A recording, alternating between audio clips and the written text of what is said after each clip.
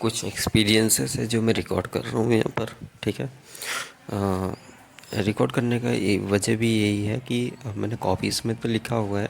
आज फरवरी की 28 तारीख है, यानी कि लास्ट दिन है हमारा फरवरी का। और सेंसेक्स 2000 पॉइंट डाउन है। और ये मेरा एक्सपीरियंस है 3 साल का। ठीक है। 3.5 साल ऑलरेडी हो चुके हैं मुझे। तो उस हिसाब से मेरा ये एक्सपीरियंस है मार्केट में कि जिसको मैं फोकस नहीं कर रहा था, कुछ टाइम तक फोकस किया। जब तक फोकस करता हूँ तब तक मार्केट में सही चल रहा होता है। उसके बाद मेरी सेम साइकोलॉजी होती है, जो कि सभी के साथ ऐसा होता रहता है। और उसको हमें सुधारने के लिए हमें जो भी हम सीख रहे होते हैं उसको डेली प्रैक्टिस करने से हम इसको इम्प्रूव कर सकते हैं और कम समय में सक्सेस अचीव कर सकते हैं। ये है एक की।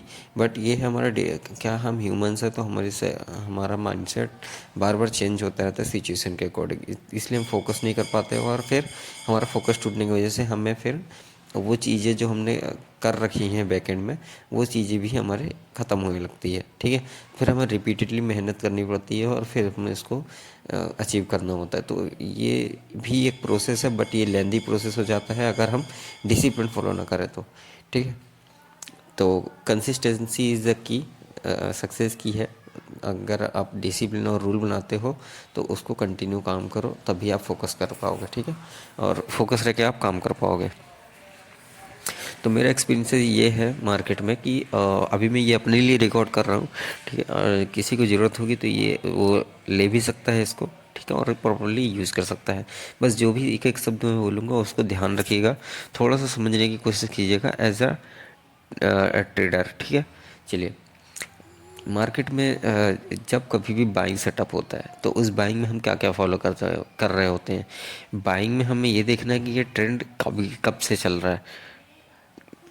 ट्रेंड अगर सेम डायरेक्शन में है, ट्रेंड अगर अप है, ठीक है, और ट्रेंड हमें क्लियरली, अगर हम इंडियन मार्केट की बात कर रहे हैं तो 1 आवर में एटलीस्ट ट्रेंडिंग होना चाहिए। ठीक है। बड़े ट्रेंड को हमेशा फॉलो करना है, ये एक की पॉइंट है। की पॉइंट मैं आपको सीधे सीधे बताऊंगा। तो चलिए मैं स्टार्ट करता हूँ। ठीक है। और कंटिन्यू मैं इसको एक्सप्लेन नहीं करूँगा, सीधा की पॉइंट बोलूँगा। तो और और जो लेवल है, जो मैं इंटरडे के जितने भी लेवल्स और ये बता रहा हूँ मैं कि उसको फॉलो करना है, तो उसको 5 मिनट में फॉलो कर सकते हो, 15 मिनट में फॉलो कर सकते हो। ठीक है।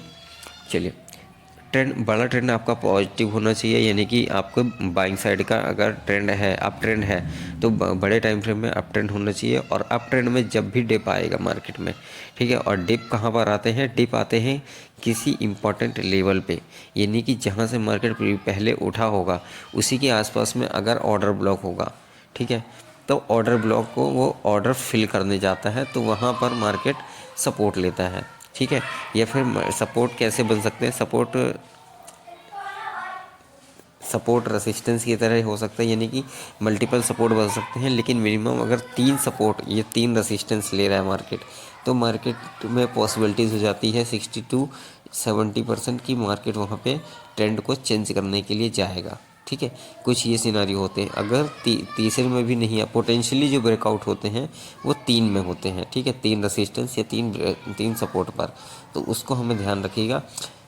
ट्रेंडिंग मार्केट मैंने बता दिया आपको, सपोर्ट पे बाय करना है। ठीक है। और सपोर्ट कैसे होता है मैंने आपको बता दिया है। कितने सपोर्ट लेगा वहाँ पर, सिंगल सपोर्ट नहीं लेगा, सिंगल कैंडलस्टिक में सपोर्ट नहीं होते हैं, मिनिमम 3 सपोर्ट्स होने चाहिए और 3 रेसिस्टेंस, या फिर 3 ट्रेंड होने चाहिए, ट्रेंड के टॉप होने चाहिए, या फिर ट्रेंड का बॉटम होना चाहिए, 3 मिनिमम। ठीक है। और ऐसे ही 3 3 होते, 3 स्विंग्स से सेटअप्स बनते हैं, 3 कैंडल से सेटअप बनते हैं। तो उसको हमें फोकस रखना है। और कोई भी चार्ट पैटर्न बनते हैं जैसे ट्रायंगल पैटर्न या फिर फ्लैग पैटर्न, ठीक है, बुलिश फ्लैग, बेरिश फ्लैग, ठीक है, एक्यूमुलेशन, तो वहाँ पर 3 बार रसिस्ट होना चाहिए, 3 बार सपोर्ट होना चाहिए मिनिमम एटलीस्ट। ठीक है। और ट्रेंड के साइड ही ब्रेकआउट होता है, तो उसको भी ध्यान रखिएगा आप लोग। जैसे कि अभी सेंसेक्स में सेलिंग चल रही है, तो मार्केट का ट्रेंड टोटली डाउन है, तो जितने भी फ्लैग पैटर्न बन रहे हैं वो फ्लैग पैटर्न बेरिश बन रहे हैं और बेरिश साइड में बढ़िया ब्रेकआउट देखने मिल रहा है। ठीक है। तो उसको ध्यान रखिएगा आप लोग। तो ऐसे लेवल चीज़ों, मतलब ये मैं एनालिसिस नहीं दे रहा हूँ आपको, जस्ट की पॉइंट दे रहा हूँ। क्या होता है, हम बेसिक्स तो क्लियर होता है हमारा, लेकिन हम कई दफ़े ऐसा होता है कि जब हम ट्रेड में इन्वॉल्व होते हैं तो हमारा बेसिक्स हमें भूल जाता है। और ऐसा क्यों होता है? क्योंकि हम कंटिन्यू उसको फोकस नहीं करते हैं और कंटिन्यू उसको यूज नहीं करते हैं। ठीक है, चलिए क्या दूसरी चीज़, अब ये बात हो गई अप ट्रेंड की। ऐसे ही डाउन ट्रेंड है। अगर ट्रेंड डाउन है तो मार्केट जहाँ से गिरी होगी प्रीवियसली, जिस सपोर्ट को ब्रेक करके नीचे गिरी होगी, तो जब भी मार्केट बाउंस नीचे जाएगी वो ज़्यादा बड़ा नीचे नहीं जाता है। ठीक है, क्योंकि वो फर्स्ट टाइम जा रहा होता है।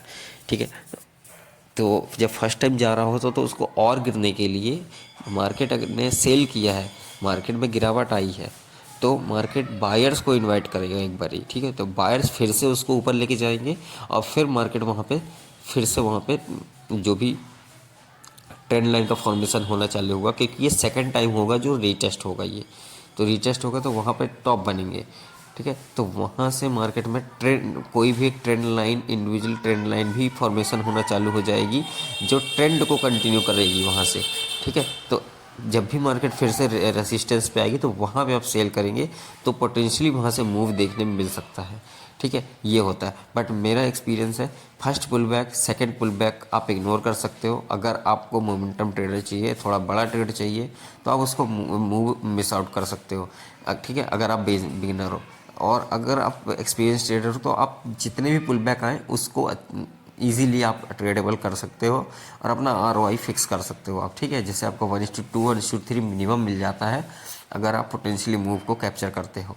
ठीक है, आपका रिस्क मैनेजमेंट प्रॉपरली है तो। यानी कि मैं आपको कहना चाह रहा हूँ कि अगर क्लियर ब्रेकआउट आप चाहते हो तो सेकंड थर्ड पुल बैक एक इम्पॉर्टेंट हो जाता है बाइंग करने के लिए। ठीक है, एज अ ऑप्शन बायर, या फिर आप जो भी करते हो। ठीक है,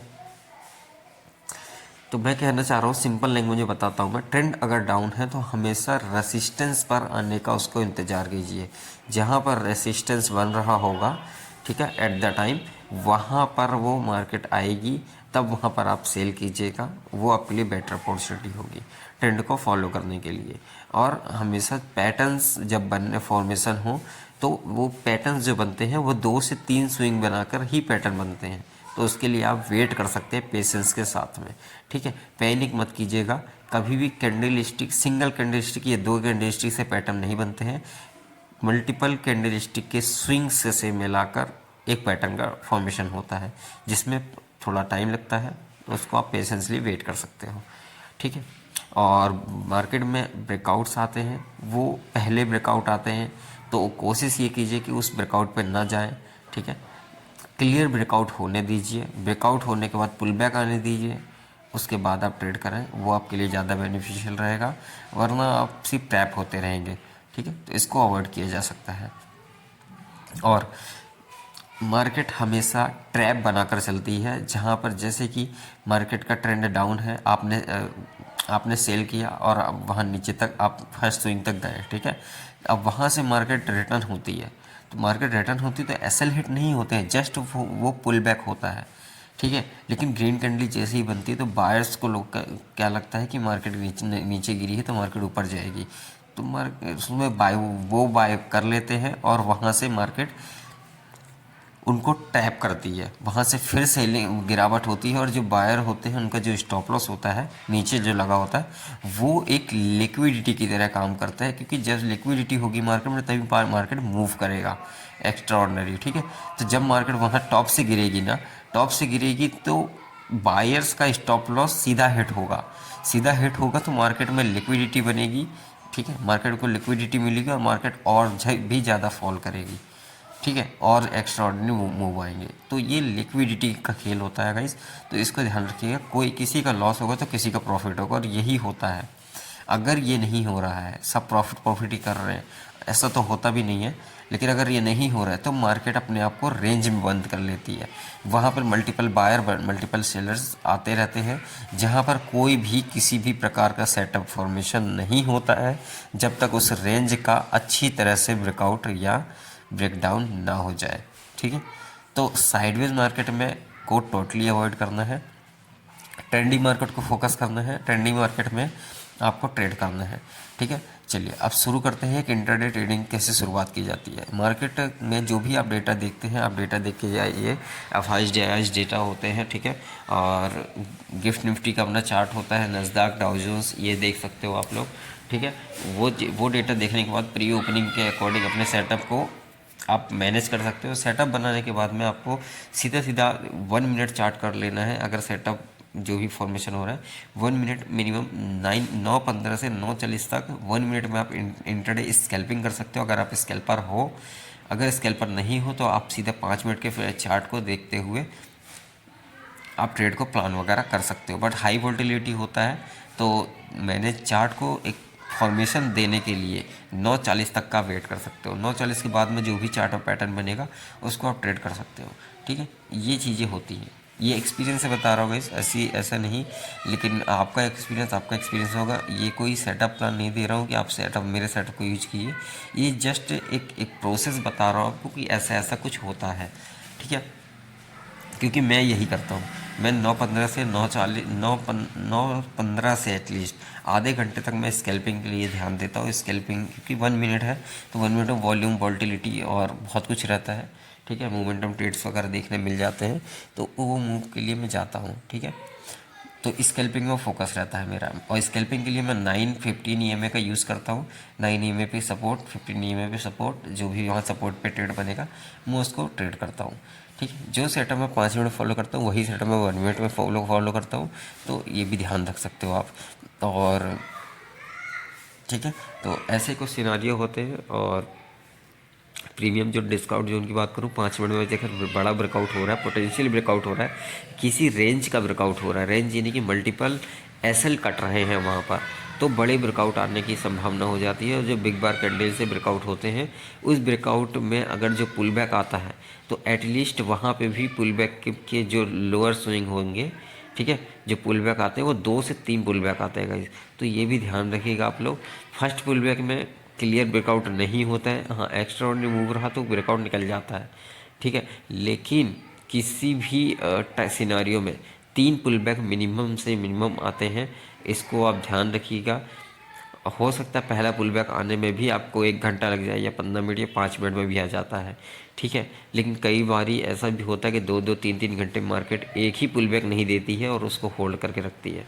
तो ये सब एक्सपीरियंस है, तो इसको ध्यान रखिएगा। लेकिन हाँ, मैं आपको की पॉइंट्स बता के जा रहा हूँ कि ये एक्सपीरियंस है, इन चीज़ों को यूज़ कीजिए और आगे बढ़िए। आपको आगे बढ़ने के लिए अगर इन चीज़ों को फॉलो करते हो आप, तो इसको बस इसके ऊपर भरोसा करना है, बिलीफ रखना है, और आपको अपने एसएल को मैनेज करते हुए आपको एंट्री लेनी है। अगर आप ये भी नहीं करते हो, आप एक्सपीरियंस लेते हो, तो मार्केट में इतना ज़्यादा बैक टेस्ट कर लीजिए कि आपको काम करने के लिए ईजी हो जाए और आप उसको बिना डरे, बिना फोमो को कर सकें। बात आती है ट्रेड और सेटअप की, तो गाइस ट्रेड और सेटअप से ज़्यादा इंपॉर्टेंट होता है आपका माइंडसेट। क्या होता है, अगर आप डर गए हैं, पुराना आपको घाव है, जैसे कि आपने पहले बहुत ज़्यादा लॉस किया हुआ है, जैसे कि मेरे साथ होता है। मेरा फोमो क्या है एक्चुअली में, हम मोमेंटम ट्रेड करते थे, स्कैल्पिंग करते थे, तो आपको याद होगा डेली एक्सपायरी होती थी। डेली एक्सपायरी में कैपिटल ज़ीरो होने के चांसेस पूरे होते थे। तो मैंने कैपिटल बहुत बार ज़ीरो किया गया, करीब 7 से 8 बार अकाउंट मेरा ब्लो हो चुका है। तो उस ब्लो अकाउंट की वजह से क्या होता है, डर बैठ गया है। तो वो हमें ये समझना होगा कि अब वो सिनारियो नहीं है, हमें एक्सपायरी से दूर रहना है। नियर एक्सपायरी आप ट्रेड कर सकते हो, एक्सपायरी ट्रेड कर सकते वो एक्सपायरी को अवॉइड कर सकते हो 12 के बाद, लेकिन 12 के पहले आप ट्रेड कर सकते हो। तो उस चीज़ को ध्यान रखना है। ठीक है, और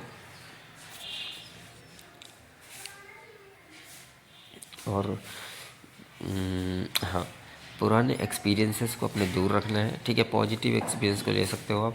हाँ, जब एक्सपायरी ट्रेड नहीं कर रहे हो आप, तो आपकी गिरावट जो आएगी मार्केट में, जो पुल बैक आएंगे, आप छोटे छोटे पुल बैक से भी डरते हो, तो वो छोटे छोटे पुल बैक से न डर के आप एक स्विंग, लोअर स्विंग, और स्टॉप लॉस हमेशा स्विंग लो पे लगाना है।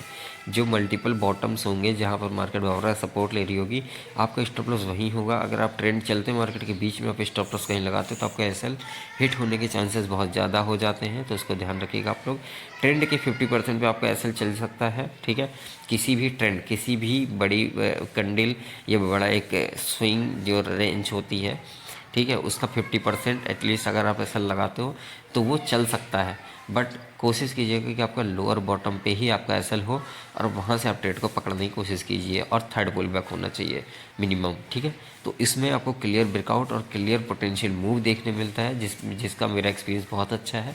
क्योंकि आप इंटरडे स्कैल्पर होते हो और वही ऑप्शन बायर हो, तो आपको मोमेंटम चाहिए होता है, और अगर मोमेंटम आपको नहीं मिल रहा होता तो आप पॉज करते हो, वहाँ पर आपका प्रीमियम आपको होल्ड कर देता है, और वहाँ पे टाइम डीके की वजह से थोड़ा बहुत डीके भी देखने मिलता है। लेकिन एक्सट्रीम डीके जो देखने मिलता है वो अपोजिट डायरेक्शन मिलता है।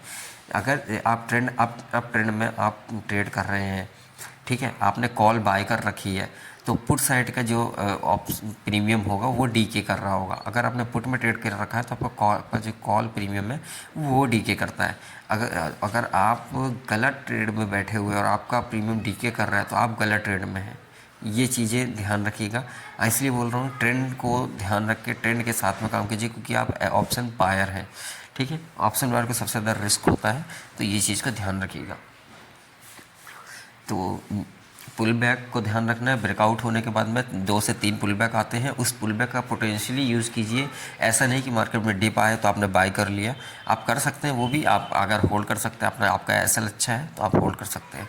बट मेरे एक्सपीरियंस से आपको पोटेंशियली वेट करना चाहिए बहुत अच्छे पैनिक सिचुएशन बनने का। पैनिक सिचुएशन में आपको ट्रेड वगैरह पंच करने चाहिए। ये थोड़ा एक्सपीरियंस से आएगा आपको। आप धीरे धीरे इसको बिलीव करने की कोशिश कीजिएगा।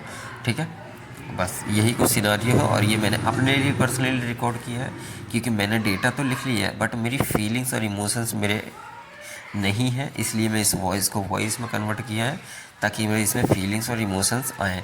ठीक है, और मुझे अभी प्राउड फील हो रहा है कि मैं इतनी लंबी जर्नी को कैरी कर पाया हूँ। ठीक है, क्योंकि मुझे भी डिप्रेशन और परेशानी होती आई है, क्योंकि मैं भी बहुत जीरो से स्टार्ट किया था। ठीक है, मेरे पास पैसे नहीं थे, और तो वही है, पैसे आज नहीं आपके पास कोई प्रॉब्लम नहीं, लेकिन आने वाले समय में आपके पास अगर ये स्किल होती है तो उसके बाद आपको पैसे के लिए कहीं नहीं जाना होता है। आप जो छोटे से अमाउंट को ला के भी आप यहाँ पर बड़ा अमाउंट कर सकते हो। बस आपको कंसिस्टेंसी पैदा करनी होगी, और वो माइंडसेट से आएगी, वो धीरे धीरे डेली प्रोसेस करने से आएगी। ठीक है, तो रिवीजन करा देता हूँ मैं आपको। ट्रेंड अगर डाउन है तो हमेशा रेसिस्टेंस पर आने का वेट कीजिए। अगर मार्केट कितना बड़ा मूवमेंट कर गई है, फोमो में आके उसमें मत घुसिए। बीच में घुसेंगे आप मारे जाएंगे। ठीक है, तो हमेशा उसमें पुल बैक आने का इंतज़ार कीजिए। ट्रेंड अगर बाइंग का है, कितना भी ऊपर चला जाए मार्केट को बाय मत कीजिएगा जब तक मार्केट में डिप ना जाए। कितना बड़ा मूव भी आता है तो मार्केट में डिप जरूर आता है, और वो डिप तीसरा होना चाहिए। फर्स्ट पुल बैक नहीं, सेकंड पुल बैक नहीं, third pull back. Second pull back में भी आप एंट्री ले सकते हैं। ठीक है, बट सेम टारगेट लीजिएगा। सेकंड पुल बैक में सेम टारगेट, मतलब जो फर्स्ट पुल बैक का हाई होगा उस वही हाई का ब्रेकआउट, यानी कि लिक्विडिटी आपका सेकंड पुल बैक का टारगेट होगा। ये कीजिएगा। और जब तीनों को ब्रेकआउट करना है, जैसे जो पहला स्विंग का जो हाई था उसको अगर ब्रेकआउट करवाना चाहते हैं आप और बड़ा मूव चाहिए, तो वो थर्ड पुल बैक ही बेटर होगा आपके लिए। इसलिए मैं आपको ये दे रहा हूँ, ये रीजंस है। ठीक है, ठीक है। रेंज टोटली अवॉइड कीजिएगा। और की पॉइंट ये है कि मल्टीपल अगर रेसिस्टेंस है, मल्टीपल सपोर्ट है, अगर बॉटम में मार्केट प्रीमियम होल्ड कर रही है और ब्रेकआउट होगा, तो वो जो मल्टीपल एसएल कटेंगे वहाँ पर बड़े ब्रेकआउट आने की प्रोबेबिलिटी बहुत ज़्यादा हो जाती है, तो उसको ध्यान रखिएगा। और मार्केट लिक्विडिटी ग्रैप करता है, तो मार्केट की लिक्विडिटी ग्रैप के कॉन्सेप्ट को समझिएगा कि मार्केट में कोई ट्रैप होगा तो ही पैसा बनेगा। मार्केट ट्रैप बनाती है, ठीक है, उससे बचें और मार्केट के स्विंग पर काम करें। ठीक है, बस यही है। अपने लॉस को मैनेज कीजिए। और स्टॉप लॉस कहाँ पर लगाना है? Stop loss swing, bottom swing के पास में, बॉटम जो बनते हैं और वहाँ पर जो मल्टीपल स्विंग्स होती हैं वहाँ पर ही आपका एसएल लगेगा। बीच में अगर आप एसएल लगाते हैं तो आपके एसएल हिट होने के चांसेस बहुत ज़्यादा हो जाते हैं। या फिर आप पैनिक सिचुएशन, जो मैं थर्ड पुल बैक की बात कर रहा हूँ और डबल ईएमए क्रॉस की बात कर रहा हूँ मैं, वहाँ पर ईएमए 30 डिग्री में अपसाइड मूव करने लग जाता है। वहाँ पर अगर आप एंट्री लेते हैं और वहाँ पर किसी भी छोटी कैंडल पर भी अगर आप एसएल लगा देते हैं तो आपका एसएल काम करेगा। बिकॉज ऑफ पैनिक में आपने लिया है, वो मूव निकल जाएगा वहाँ से। ठीक है, इसको ध्यान रखिएगा। यही की पॉइंट है गाइस, यही सक्सेस की है। मेरा एक्सपीरियंस है इतने सालों का। ये बहुत छोटी चीज़ लग रही होगी एज ए रिकॉर्डिंग, बट ये बहुत टाइम बाद आया है मेरे माइंड में, ठीक है। आता था, करता था, छूट जाता था, आता था, करता था, छूट जाता था, यही चलता गया। बट इसको आप कंटिन्यू फॉलो करना है, ठीक है।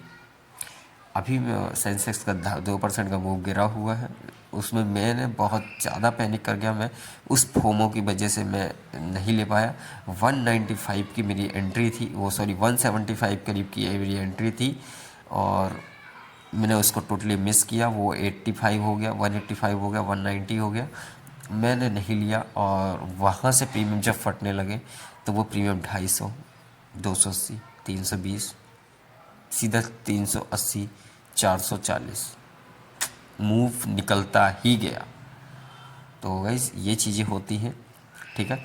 मैंने फ्लैग पैटर्न बना रखा था उसमें, तो वो फ्लैग पैटर्न का मेरा टारगेट था, वो टारगेट अचीव हुआ, बट मैं उस ट्रेड में नहीं था बिकॉज ऑफ फोमो, पुरानी फोमो, जो हमारा ओल्ड जर्नी थी, जो मैंने मेरी ओल्ड मेमोरी थी, वो थिंकिंग मेरे ऊपर आ रही है। यानी कि पुरानी चीज़ों को, पास्ट की चीज़ों को प्रेजेंट में मत लाइए, ये आपको दिमाग में बैरियर बनाना पड़ेगा, ठीक है। वो डेली ट्रेडिंग, डेली एक्सपायरी में लॉस होते थे, वो लॉस मुझे यहाँ पर दिखने लग रहा है। तो वो डर की वजह से मैंने ट्रेड में एंट्री नहीं लिया, जबकि स्टॉप लॉस मेरा 7 से 8 रुपये का था। ये चीज़ें थी गाइस, मैंने बहुत ज़्यादा मुझे रिग्रेट पहले होता था, अभी रिग्रेट नहीं हो रहा, मुझे अपनी गलती का एहसास हो रहा है। पहले जब मैं नया था तो मुझे रिग्रेट होता था, छूट गया, ये हो गया, वो हो गया। नहीं, अभी मुझे एहसास हो रहा है कि मैंने गलती की है, वो मेरी गलती है। तो वो गलती को सुधारने के लिए मैंने 4 से 5 पेज लिख दिया है, और अब ये अभी रिकॉर्डिंग कर रहा हूँ। ऐसे आप इम्प्रूव कर सकते हो, ठीक है। थैंक यू गाइस, आप ये सुन रहे हैं, अगर यहाँ तक भी आपने सुना है तो ठीक है। ये मेरी जर्नी है, ये मेरा एक्सपीरियंस है जो मैंने आपको शेयर किया है। आई होप आपकी आने वाले टाइम पे आपको ये चीज़ें कभी काम आएंगी, और आई होप आपको अच्छा लगा होगा। मुझे भी बहुत अच्छा लगा, ये मेरी मेमोरी है, मैं तो इसको संभाल कर रखने वाला हूँ, ठीक है। और ये मेरी जर्नी का पार्ट है। मिलते हैं किसी और नेक्स्ट वीडियो में, वो सॉरी नेक्स्ट वॉइस में, ठीक है। Bye bye.